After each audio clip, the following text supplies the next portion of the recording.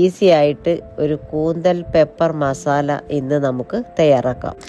ഇതിനു വേണ്ടി ഒരു നോൺ സ്റ്റിക്ക് പാൻ അടുപ്പത്ത് വെച്ച് ആവശ്യത്തിന് എണ്ണയൊഴിച്ച് കറിവേപ്പിലയും അല്പം തേങ്ങാക്കൊത്തും ചേർത്ത് മൂപ്പിക്കുക. ഇതിലേക്ക് 2 സവാള അരിഞ്ഞതും 2 തക്കാളി അരിഞ്ഞതും 2 പച്ചമുളക് അരിഞ്ഞതും ചേർത്ത് ഒന്നുകൂടി നന്നായിട്ട് വഴറ്റുക.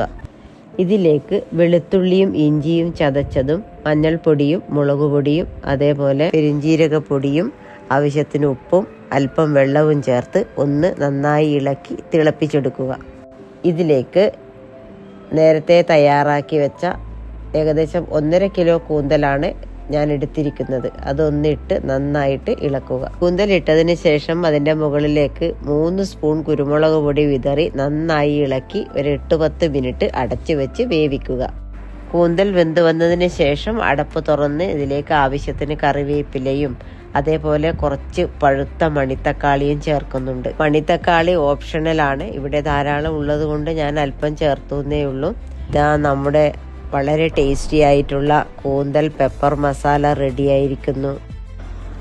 എല്ലാവരും ട്രൈ ചെയ്തിട്ട് അഭിപ്രായം പറയണേ. ഇഷ്ടമായാൽ ലൈക്ക് ചെയ്യാനും ഷെയർ ചെയ്യാനും സബ്സ്ക്രൈബ് ചെയ്യാനും മറക്കരുതേ.